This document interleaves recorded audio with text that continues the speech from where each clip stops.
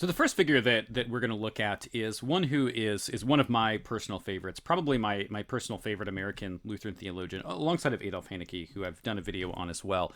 And that is Revere Franklin Weidner. Now here's one of his volumes. This is an introduction to dogmatic theology. So with my publishing house, we put out this series of his complete works, which are currently in the process of being written. Or being edited for modern publication. So they've already, of course, been written. He's been dead for a long time, but we're currently in process of putting some of these out. I just put his new volume on soteriology out in this series. If you want to check those out, you can go to jspublishing.org. But Widener, there's a reason why I decided to republish his works, and he's somebody who. It's not really very well known within modern Lutheranism, but a voice that I think is really important and one who was very influential within his own time, but generally is kind of ignored today. And I think it's really unfortunate because he has a lot of good things to say. So, all right, who is he? Why is he important? Why do I think that you should spend time reading him at all? So, Widener was born in 1851, and he lived until 1915. So that's his general era, which is kind of the era that we've been covering, or we're trying to cover right now, is mid 19th century through the beginnings of the 20th century. So kind of 1840 through roughly 1920, maybe 1930 if we go that far. So Widener was part of the confessional Lutheran revival. He was a student of Charles Krauth, who he admired greatly. And Charles Krauth was kind of one of the brighter lights of confessional Lutheranism. He was a significant figure. And if you listen to the last program or looked at previous videos that I'd done on this, you see that you remember that there were three basic. There were more than three, but three generally, I said, categories of Lutherans within the United States in terms of the bigger synods. You also had a southern one that I didn't actually address there. But you had what was the General Council, the General Synod, and then the Synodical Conference. So the General Synod was what had this thing called American Lutheranism, or they described it as American Lutheranism from Samuel Schmucker. And what they basically did was moved away from a more confessional understanding of what it means to be a Lutheran, and specifically moved away from a historic understanding of the sacraments as Lutherans would understand them. So the General Council was formed, in opposition to that, as a more conservative or more confessional movement within Lutheranism, trying to go back to the Lutheranism of our confessions, as well as the Lutheranism of the 17th century Orthodox, who are very widely read and promoted during that era. So they're not so much promoting, the more pietistic leanings, which tended to be the case within the General Synod, but instead a rich confessionalism. So Charles Krauth was kind of the major figure there. So Widener is a student of Krauth, and so he is part of the General Council, and he's often a delegate. He doesn't have other official positions within it, but he himself was a parish pastor. He served in New Jersey and as well as in Philadelphia. And he also was a professor. He was a professor at the Augustana Theological Seminary, Muhlenberg University, and the Chicago Lutheran Theological Seminary. So he was part of many different seminaries. He was pretty influential as a professor, pretty widely known professor as well, very widely published, and one that was in demand enough that he kind of bounced from seminary to seminary. What's one thing that's really interesting about Widener is that he had a very well-known reputation among Christian leaders of the day, and not just within the realm of Lutheranism. And so he's someone that was pretty widely respected, and he even had a friendship with the revivalist D.L. Moody, which is a very interesting dynamic there, because he's very much not a revivalist and very much in disagreement with a lot of things I'm sure that Moody would do. But they actually were friends to the point that Moody had him come and lecture on the New Testament. So as much as he disagreed, even as a confessional Lutheran, he had this close relationship with Moody. Just an interesting dynamic there for someone who is more confessional and was able to, I think, kind of cross the boundaries in a way of being able to be a voice for confessionalism, even outside of the bounds of the kind of more closed off Lutheran communities, and was able to speak to people kind of even outside of that while himself remaining confessionally Lutheran. So he's an interesting figure. He has a very large beard, which I, of course, really appreciate. But he also he taught another pretty significant thinker for American Lutheranism, and that is George Henry Gerberding, who we'll also talk about as well. And George Henry Gerberding wrote a tribute to Widener upon his death. It's a short volume, but I'd recommend checking it out if you want to learn a little more about him and about his life.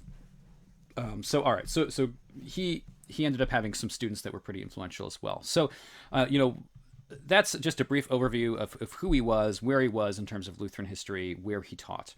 But then let's talk about his ideas, his writings. Why are those particularly significant? Why are they important? Why are they worth revisiting? And of course, I think they are, because I've spent many hours editing these volumes and getting them back into print. So there's a reason for that. And I'm actually using one of his volumes for the systematic theology course that I'm currently teaching at the American Lutheran Theological Seminary, using Widener alongside of Pieper. And I think, good balance to Pieper in certain ways. So he, in terms of the works that he published, there's quite a bit that survives. And he's pretty prolific. And all of his works are pretty much just lectures to his students that were lecture notes from his many years of teaching, especially systematic theology, and then compiling those notes into volumes. So it really comes from his teaching. He wasn't writing to write. He was taking what he was teaching in the seminary classroom and then putting it together in these various volumes. So kind of his magnum opus is his major work is a 12-volume systematic theology, or church dogmatics, or I don't even think he ever had a name for the exact series that he put out. Here's the technical term, I guess. A system of dogmatics outline notes based on Ludhart and Krauth. So this is the technical title. So a lot of his writing draws on Krauth and Ludhart, but he doesn't exclusively do that at all, actually. But he's indebted to those particular figures, and we'll talk about kind of where and how that is as well. So he never actually finished those. So we got through 8 of the planned 12 volumes. So he doesn't have a complete systematic theology. He never wrote his volumes on Scripture, on last things, on baptism, and on the Lord's Supper.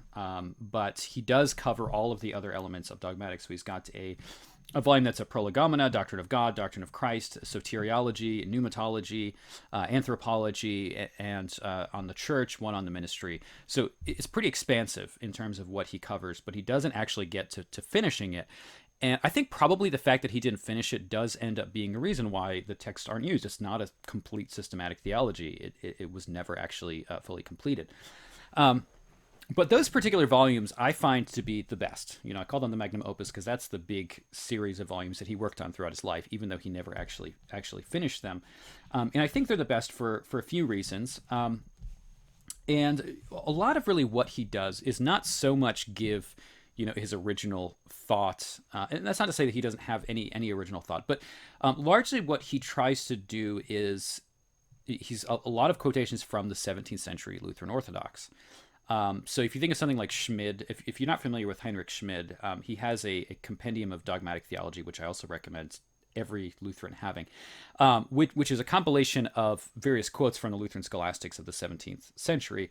And he compiles them topic by topic and has quotes from all different people. So you kind of get a summary of what the Lutheran Orthodox taught about everything in one volume. I mean, it's a pretty big volume, but it's still a single volume. Which is compact for Lutheran Orthodoxy or Lutheran scholasticism, because they tend to produce. If you've looked at the Gerhard volumes, his theological commonplaces, I mean, it's huge. It's ridiculously large.